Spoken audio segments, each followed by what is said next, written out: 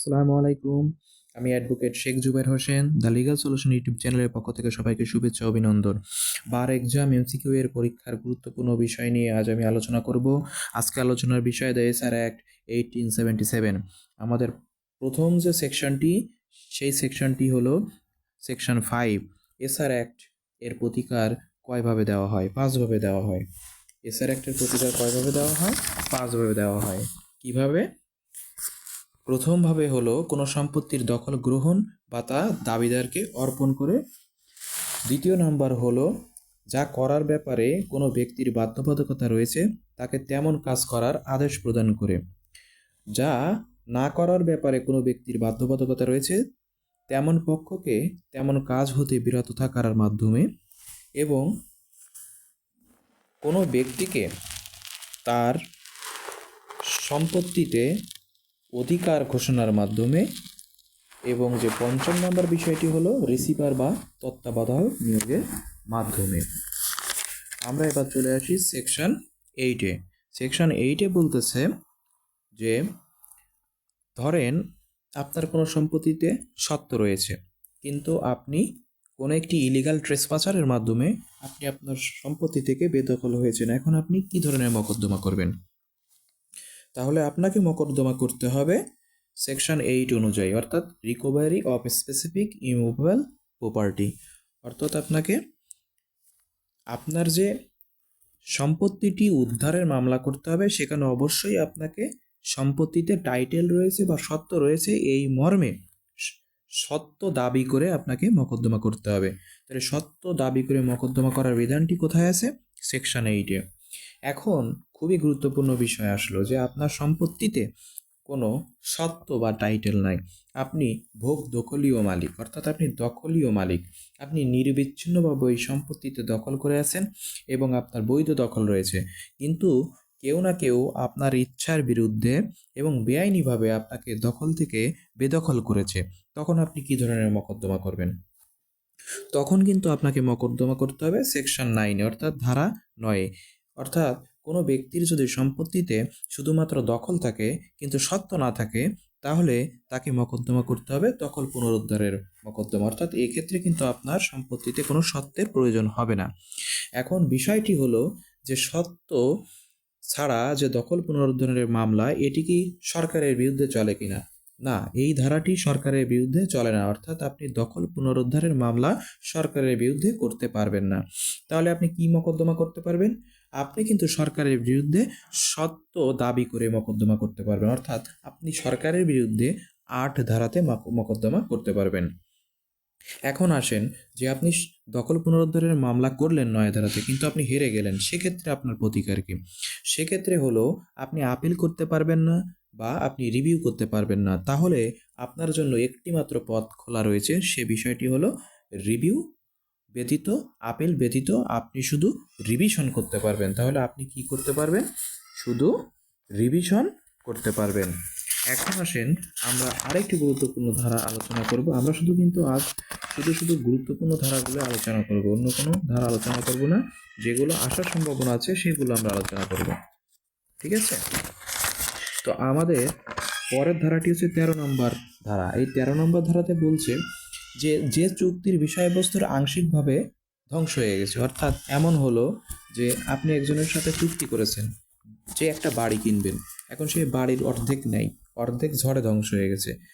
এখন আপনি যদি বলেন যে আমার বাড়ি তোমাকে কিনতে হবে আর আমাকে 1 লক্ষ টাকা দাও ক্রেতাকে, ক্রেতা দিতে বাধ্য কিনা? হ্যাঁ, ক্রেতা অবশ্যই দিতে বাধ্য। ক্রেতাকে কি করতে হবে? ক্রেতাকে ওই বাকি টাকা দেওয়ার জন্য তাকে কিন্তু আদালতে তার বিরুদ্ধে মকদ্দমা করা যাবে যে আংশিক বিলুপ্তির পরেও ওই চুক্তি যেন সে স্পেসিফিকভাবে পালন করে। অর্থাৎ আংশিক চুক্তি প্রতিপালনের জন্য কিন্তু তাকে বাধ্য করা যাবে। অর্থাৎ চুক্তি আইনে যে 56 ধারার বিধান রয়েছে, যেখানে বলা আছে যে ডক্ট্রিন অফ ফ্রাস্ট্রেশন এবং ডক্ট্রিন অফ সুপারভেনিং ইম্পসিবিলিটি, এই বিষয়টি ছাড়াও কিন্তু আপনি কিন্তু এর সাথে কোনো প্রকার আপনি কনফ্লিক্ট না করেই কিন্তু এসআর অ্যাক্টের 13 ধারার মাধ্যমে কিন্তু আপনি আপনার চুক্তির আংশিক অংশ প্রতিপালনের জন্যও কিন্তু আপনি বাধ্য করতে পারবেন। এরপরে চলে আসেন আমরা আরও গুরুত্বপূর্ণ একটি সেকশনে চলে যাই। এটা খুবই গুরুত্বপূর্ণ সেকশন, এটা 18 নম্বর সেকশন। এখানে বলা আছে যে আপনাকে এমন প্রপার্টি বিক্রি করা হয়েছে যে প্রপার্টিতে বা সম্পত্তিতে যে বিক্রেতা তার সঠিক কোনো সত্ত্ব নেই, অর্থাৎ তার যে সত্ত্ব বা অধিকার রয়েছে সেই অধিকার বা সত্ত্বটি হলো ইমপারফেক্ট বা ত্রুটিপূর্ণ। এক্ষেত্রে আপনি কি করবেন? এক্ষেত্রে আপনি যদি ক্রেতা বা ইজারা গ্রহীতা হন, তাহলে ইজারাদাতা বা বিক্রেতাকে আপনি বাধ্য করতে পারেন যে আপনার ওই প্রপার্টি বা লিজের ত্রুটিমুক্ত করে দিতে, অথবা আপনি তাকে বলতে পারেন আপনার টাকা ফেরত দিতে। তাহলে আপনি তার বিরুদ্ধে কিন্তু মকদ্দমা করতে পারবেন। আপনার বিরুদ্ধে সে যদি মকদ্দমা করে তাহলে সে কিন্তু হেরে যাবে।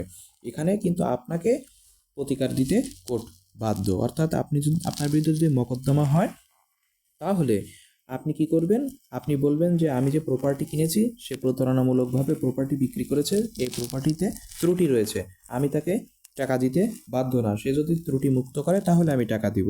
আর যদি আপনি টাকা আগেই দিয়ে দেন সেক্ষেত্রে আপনি কি করবেন? আপনি নিজে মকদ্দমা করবেন যে যেহেতু তুমি ত্রুটি মুক্ত করতে পারো নাই, সুতরাং তুমি আমার লিজ বা বিক্রয় মূল্য ফেরত দাও।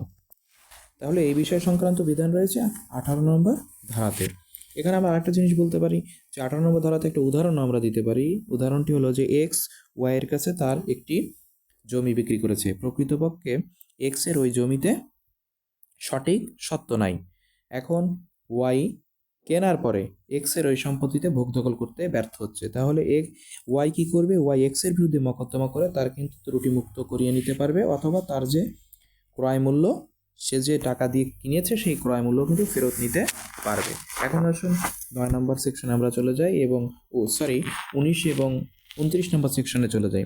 19 এবং 29 নম্বর সেকশনে বিষয়টি হচ্ছে যে আপনি একটা চুক্তিতে গিয়েছেন, এখন চুক্তির স্পেসিফিক পারফরমেন্স কোর্ট দিতে পারলো না, সেক্ষেত্রে আপনি কী করবেন? সেক্ষেত্রে আপনার কাজ হচ্ছে যে আপনি ওই স্পেসিফিক পারফরমেন্স চাওয়ার সাথে সাথে, দাবি করার সাথে সাথে আপনি কী করবেন? আপনি অবশ্যই স্পেসিফিক রিলিফের সাথে সাথে আপনি কিন্তু কম্পেনসেশন চাইবেন, অর্থাৎ আপনি কিন্তু অ্যাওয়ার্ড চাইবেন। কিসের অ্যাওয়ার্ড? কম্পেনসেশনের। যে আপনার যদি স্পেসিফিক যে প্রতিকার, সেই প্রতিকারটি দিতে যদি আদালত ব্যর্থ হয় তাহলে নিশ্চয়ই আপনাকে যে চুক্তিটি প্রতিপালন করতে ব্যর্থ হওয়ার কারণে আপনার যে ক্ষতি হয়েছে সেই ক্ষতিপূরণ দিতে কিন্তু কোর্ট কিন্তু বাধ্য থাকবে, অর্থাৎ আদালত আপনাকে কিন্তু একটি ক্ষতিপূরণ দিয়ে দেবে। এখন 19 বলছে যে আপনি যখন স্পেসিফিক পারফরমেন্সের আবেদন করবেন বা মকদ্দমা করবেন বা স্যুট করবেন, সেই সাথে আপনি কিন্তু ফার্দার কি করবেন? প্লিড করবেন যে আপনাকে যদি স্পেসিফিক পারফরমেন্স না দেওয়া যায় তাহলে আপনাকে যেন ক্ষতিপূরণ দিয়ে দেয়। এখন আপনি মকদ্দমা করলেন শুধুমাত্র স্পেসিফিক পারফরমেন্সের এবং আপনার মকদ্দমাটা ডিসমিস হলো, তাহলে আপনি কি করবেন? আপনি কিন্তু যদি ক্ষতিপূরণ না চান তাহলে কিন্তু পরবর্তীতে চাইতে পারবেন না। সেক্ষেত্রে আপনার ওইটি বার হয়ে যাবে, সাবসিকুয়েন্টলি বার হবে কিসের মাধ্যমে? ওই 29 ধারা অনুযায়ী কিন্তু আপনার ওটি বার হয়ে যাবে, অর্থাৎ আপনি পরবর্তীতে আর মকদ্দমা করতে পারবেন না। এখন আসেন 21 এতে। আপনি 21 এতে কি? 21 এতে বলা আছে যে নন রেজিস্টার্ড সেল ডিড, অর্থাৎ আপনি একটি বিক্রয় চুক্তি করেছেন, সেল কন্ট্রাক্ট, সেটা আপনি বিক্রয় চুক্তি করেছেন কিন্তু ওইটা পরবর্তীতে আপনি রেজিস্ট্রি করেন নাই। তাহলে আপনাকে রেজিস্ট্রি করতে হবে কত সালের আইন দিয়ে? দ্য রেজিস্ট্রেশন অ্যাক্ট 1908 দিয়ে কিন্তু আপনাকে রেজিস্ট্রি করতে হবে। এখন আপনি যদি রেজিস্ট্রি না করেন তাহলে ওই চুক্তি দিয়ে কিন্তু আপনি কোথাও কী করতে পারবেন না। আপনি কোর্টে গিয়ে মকদ্দমা করলে কিন্তু আপনি হেরে যাবেন, অর্থাৎ স্যুট যদি করেন সেক্ষেত্রে কিন্তু আপনি কোনো প্রতিকার পাবেন না। তাহলে এখানে বলছে যে আপনি যদি একটি বিক্রয় চুক্তি করেন কিন্তু সেই বিক্রয় চুক্তিতে অনিবন্ধিত থাকে তাহলে আপনি কিন্তু ওই বিক্রয় চুক্তি দিয়ে আপনি কোনো প্রকার প্রতিকার পাবেন না, সেক্ষেত্রে কিন্তু আপনি ব্যর্থ হয়ে যাবেন। অর্থাৎ এই সংক্রান্ত বিষয়ে বলা আছে 21 এতে। এরপরে আসেন আমরা গুরুত্বপূর্ণ আরেকটি বিষয় আসি, সেই সেকশনটি হলো 22। এখানে বলা আছে discretion as to decreeing specific performance, অর্থাৎ কোন কোন ক্ষেত্রে আপনার এই যে স্পেসিফিক পারফরমেন্স এটা কি আপনার বিবেচনামূলক কিনা। হ্যাঁ, এখানে যে স্পেসিফিক পারফরমেন্স দেওয়ার বিষয়ে আলোচনা করা হয়েছে তা সম্পূর্ণ কী হবে? এটা কিন্তু আপনার বিবেচনামূলক ক্ষমতা, অর্থাৎ আদালত চাইলে আপনাকে দিবে, না চাইলে না দিবে। এখন আসেন, এখানে বলছে যে একে বলছে যদি আপনি ফ্রড না করেন, মিস রিপ্রেজেন্টেশন যদি না থাকে, তারপরেও কিন্তু এখানে বাদীকে কিন্তু যদি দেখে আদালত যে এখানে আপনার বিবাদীর পক্ষে হার্ডশিপ রয়েছে, তাহলে কিন্তু আপনাকে প্রতিকার দিবে না। অন্যদিকে আবার বলতেছে যে দেখেন, এখানে যখন চুক্তি করছে তখন যে চুক্তির অপরপক্ষ ছিল সে দেখতে পারে নাই, ফোর্সি করতে পারে নাই যে এখানে কী ধরনের ক্ষতি তার হতে যাচ্ছে, তাহলেও কিন্তু সে কি করবে না, আদালত দিবে না। আদালত যদি বুঝতে পারে যে যখন তারা কন্ট্যাক্ট করছে, এই কন্ট্যাক্টের সময় কন্ট্রাক্টের অপোজিট পার্টি সে কিন্তু বুঝতে পারে নাই যে পরবর্তীতে তার কী ধরনের ক্ষতি হবে, তাহলে সে যদি বুঝতে না পারে এবং পরবর্তীতে আদালত যদি মনে করে যে এই চুক্তিটি যদি পারফর্ম করা হয়, তাহলে বাদী বা বিবাদী যারই থাকুক না কেন, সেক্ষেত্রে বিবাদীর ক্ষেত্রে কিন্তু হার্ডশিপ হবে, অর্থাৎ বাদীর ক্ষতি হবে না, বিবাদীর ক্ষতি হবে। তাহলে কিন্তু আদালত কিন্তু এই ক্ষেত্রে স্পেসিফিক পারফরমেন্স দিবে না।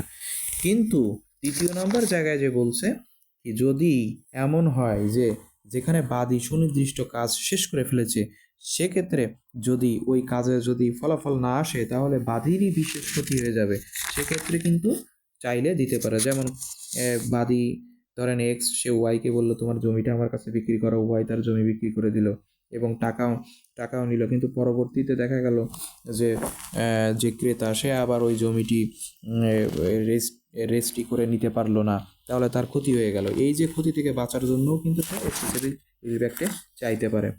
ঠিক আছে, এখন আসেন আমরা এই যে আপনার আরেকটি গুরুত্বপূর্ণ ধারা 25-এ চলে যায়। 25-এ বলছে যে এমন একটা প্রপার্টি যে প্রপার্টিতে কোনো ব্যক্তির যে বিক্রি করছে সেই ব্যক্তির কোনো টাইটেল নাই, অথবা এমন একজন ব্যক্তি তার টাইটেল আছে কিন্তু সে ভলান্টারি সেটেলমেন্ট করে দিয়ে যাচ্ছে, সেক্ষেত্রে প্রতিকার কি? সেক্ষেত্রে প্রতিকার হলো সেক্ষেত্রে প্রতিকার হলো যে যে আপনার সেল করলো বা যে আপনাকে ভলান্টারি আবার সেটেলমেন্ট দিয়ে গেল, সে কিন্তু পরবর্তীতে ওই সম্পত্তি অন্য কারো কাছে বিক্রি করতে পারবে না, সে কিন্তু বাড়িতে হয়ে যাবে। কিভাবে বাড়িতে হয়ে যাবে? দেখেন, যে ব্যক্তির সম্পত্তিতে তার কোনো সত্ত্ব নেই জেনেও তা বিক্রয় করার বা ভাড়া প্রদানের জন্য চুক্তি করে, আবার যে ব্যক্তি যদিও সে সম্পত্তি তার সঠিক সত্ত্ব রয়েছে এই বিষয়ে চুক্তিবদ্ধ হয়েছে, তবুও বিক্রয় বা ইজারা প্রদান সম্পন্ন করার জন্য পক্ষসমূহ কর্তৃক নির্ধারিত সময়ে বা আদালতের নির্ধারিত সময়ে ইজারাদাতাকে যুক্তিসঙ্গত সন্দেহমুক্ত সত্ত্ব প্রদান করতে পারে না, বা যে ব্যক্তি চুক্তিবদ্ধ হবার আগেই চুক্তির বিষয়বস্তুর ব্যাপারে বন্দোবস্ত করে ফেলেছে, সেক্ষেত্রে কিন্তু প্রতিকার দেওয়া আর সম্ভব হয় না। কি সেকশন 26 অনুযায়ী কন্ট্রাক্টের যে টার্মস অ্যান্ড কন্ডিশন থাকে, সেই টার্মস অ্যান্ড কন্ডিশনটি পরিবর্তন করতে হবে বিবাদীর উইল অনুযায়ী। বিবাদী যদি বলে যে এই কন্ট্রাক্টটি ফ্রড বা মিসরিপ্রেজেন্টেশন বা কোয়ারশন, আনডিউ ইনফ্লুয়েন্সের মাধ্যমে হয়েছে, তাহলে বিবাদী যদি বলে পরিবর্তন করতে হবে, ভ্যারিয়েশন আনতে হবে, ভ্যারিয়েশন ছাড়া কিন্তু এই কন্ট্রাক্ট পারফর্ম করা যাবে না।